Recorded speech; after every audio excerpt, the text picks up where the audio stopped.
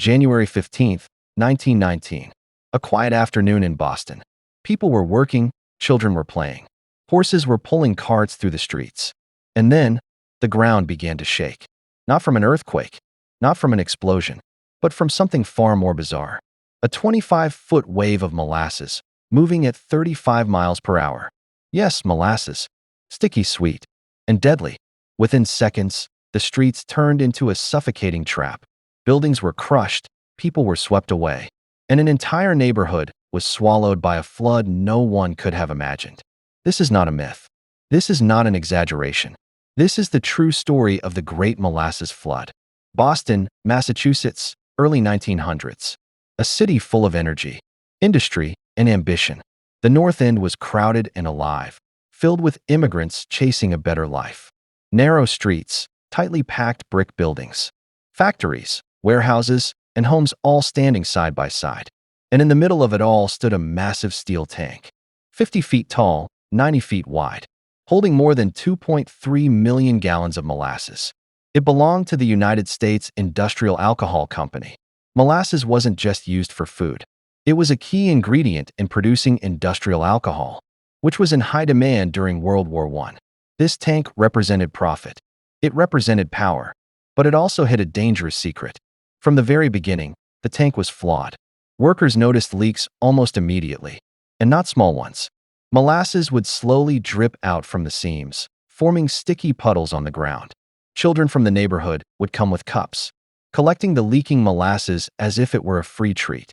Imagine that, a massive industrial tank leaking, so badly that kids treated it like a candy source. Residents complained. They said the tank made strange noises, deep groans and rumbling sounds, especially at night. It didn't feel safe. It didn't sound safe. But the company ignored them.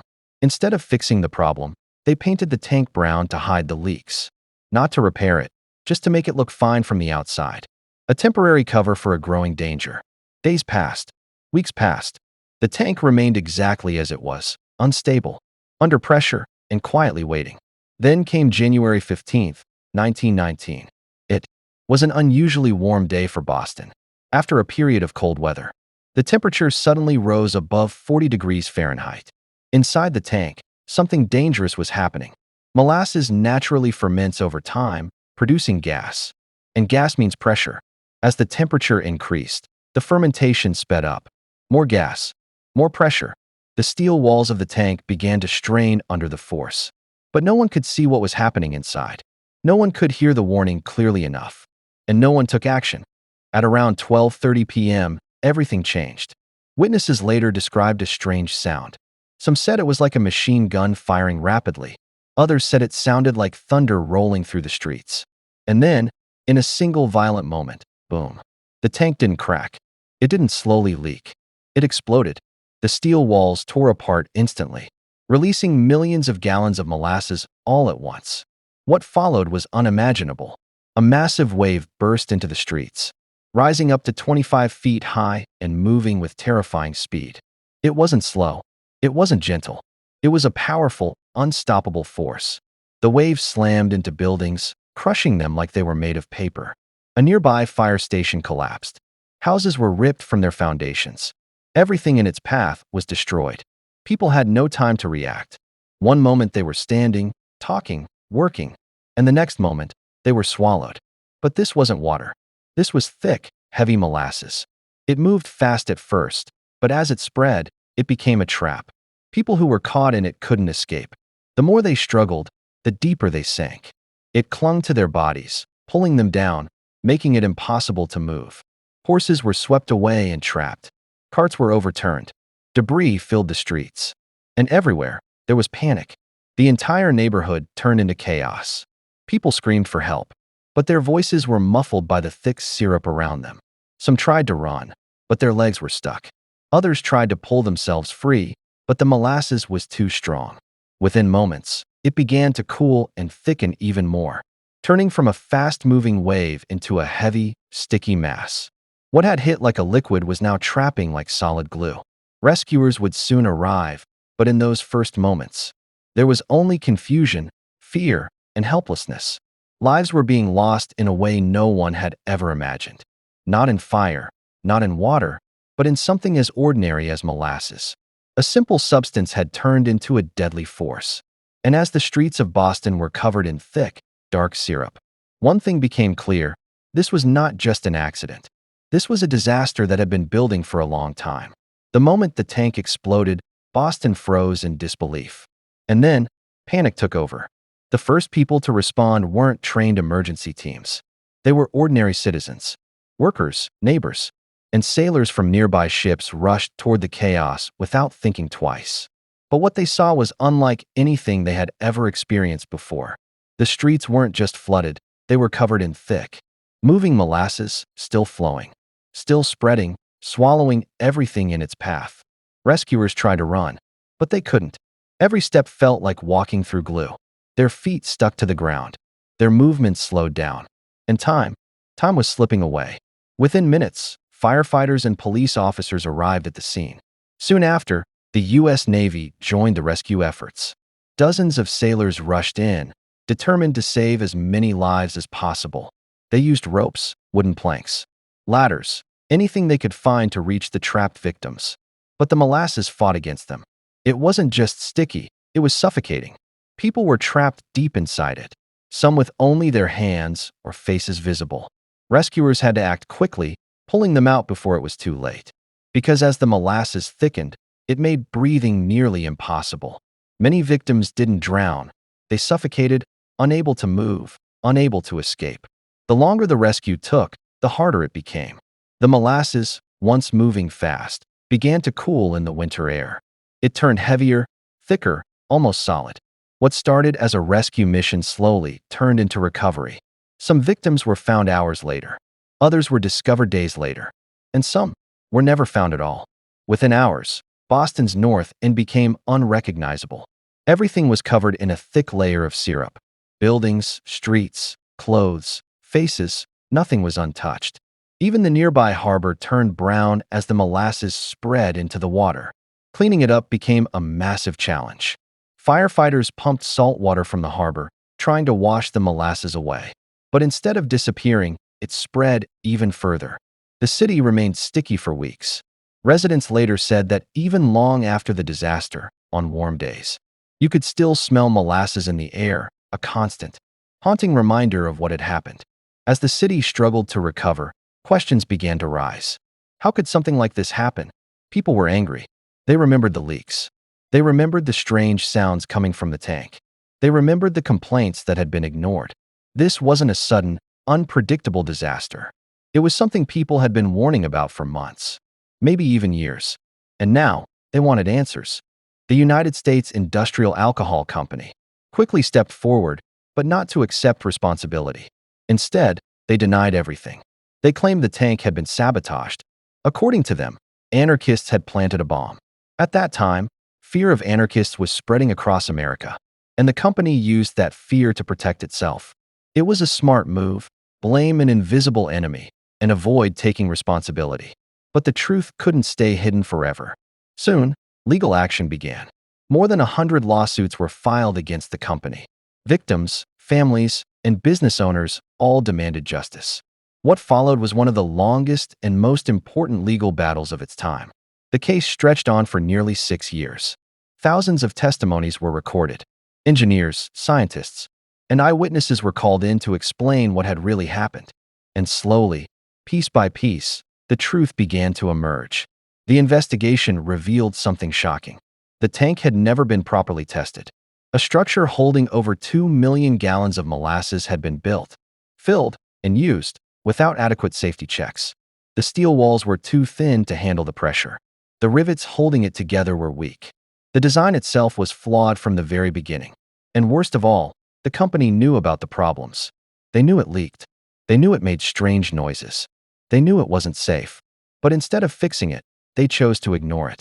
They chose profit over safety, especially during wartime when demand for industrial alcohol was high. More production meant more money, and safety became secondary. Finally, in 1925, the court reached its decision. The United States Industrial Alcohol Company was found responsible for the disaster. They were ordered to pay compensation to the victims and their families.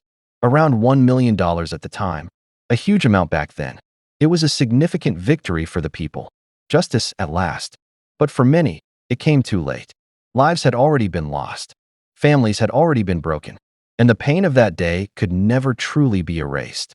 The Great Molasses Flood was no longer just a strange and tragic accident.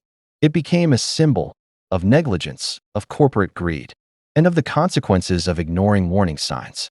And even though the legal battle had ended, the impact of this disaster was far from over. Because what happened next would change the future of safety, law, and accountability, not just in Boston, but across the entire United States. The story of the Great Molasses Flood didn't end with the court's decision. In many ways, that was just the beginning. Because people across America were left asking one simple question. How could something like molasses cause so much destruction? It sounds harmless. Slow, sweet, almost harmless. But on that day, it became a deadly force, and science explains why. Molasses is what scientists call a non-Newtonian fluid. That means it doesn't behave like normal liquids. When it's still, it flows slowly, almost lazily. But when it's suddenly released under pressure, it can move with surprising speed and force. On January 15, 1919, several dangerous factors came together at the same time. The temperature had suddenly risen after a cold period, making the molasses inside the tank thinner and more active. At the same time, fermentation inside the tank was producing gas, slowly increasing the pressure. The tank, already weak and poorly built, couldn't handle it. And when it finally gave way, all that pressure was released in a single moment. The molasses didn't just spill out, it surged forward like a wave, carrying massive energy. As it rushed through the streets, it behaved like a fast-moving liquid, knocking down buildings and sweeping everything in its path. But within minutes, as it spread and cooled in the winter air, it began to thicken again. It turned heavy, sticky, and almost solid. People who were caught in it weren't just hit, they were trapped. And once trapped, escape became nearly impossible. Behind the numbers, 21 dead and over 150 injured, there were real human stories. A young boy who had been out collecting firewood never made it back home. A firefighter lost his life while trying to rescue others. Workers who had simply been doing their jobs were suddenly caught in a disaster they could never have predicted. Families lost fathers, sons, brothers, and the survivors carried those memories with them for the rest of their lives. Some survivors later said they could never forget the sounds, the deep rumble of the explosion, followed by screams echoing through the streets. Others spoke about the feeling of helplessness, watching people struggle in the thick molasses, unable to reach them in time. Many avoided that area of the city for years. The trauma didn't disappear when the streets were cleaned. It stayed in their minds, in their memories. And then there was something even stranger. Residents claimed that for years after the disaster, on hot summer days, you could still smell molasses in the air. A faint, sweet scent, rising from the streets as if the city itself remembered what had happened. Whether it was real or just psychological, no one could say for sure. But for those who lived through it, it felt like the past was never truly gone. The impact of the Great Molasses Flood went far beyond Boston. It became a turning point for the entire country. Before this disaster, there were very few rules when it came to building large industrial structures. Companies could design and construct massive tanks and facilities with little oversight. Safety checks were minimal and regulations were weak. But after the flood, that began to change. Governments started introducing stricter laws. Engineers were required to properly test their designs. Structures had to be inspected before being used. Building codes became more detailed and more strictly enforced. This tragedy played a major role in shaping the safety standards we rely on today. It forced both governments and corporations to take responsibility in a way they hadn't before. The legal case itself also set an important example. It showed that large companies could be held accountable for their actions, that negligence could not simply be ignored or covered up with excuses. The idea that businesses had a duty to protect the public became stronger after this event. In many ways, this disaster helped build the foundation for modern corporate accountability. Today, if you visit Boston's North End, you won't see any sign of the massive tank that once stood there.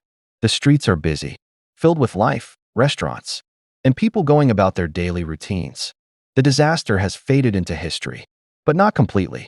There is a small plaque marking the location, a quiet reminder of what happened over a century ago. Most people walk past it without noticing, but those who know the story understand its significance. Because the Great Molasses Flood is more than just a strange historical event. It's a lesson, a reminder that disasters don't always come from obvious dangers like fires or earthquakes. Sometimes they come from small warnings that are ignored, from problems that seem minor at first but grow over time, from decisions made in the pursuit of profit, where safety is treated as an afterthought. Every leak in that tank was a warning. Every strange sound was a signal. But those warnings were ignored, and the result was catastrophic. This disaster could have been prevented, and that's what makes it even more powerful. So the next time you hear about a disaster, remember this story. A story where something as simple as molasses became a force of destruction. A story where a hidden flaw turned into a deadly wave. And a story that proves that sometimes the most unexpected things can cause the greatest harm. Because in the end, the Great Molasses Flood is not just about what happened in 1919, it's about what happens when responsibility is ignored.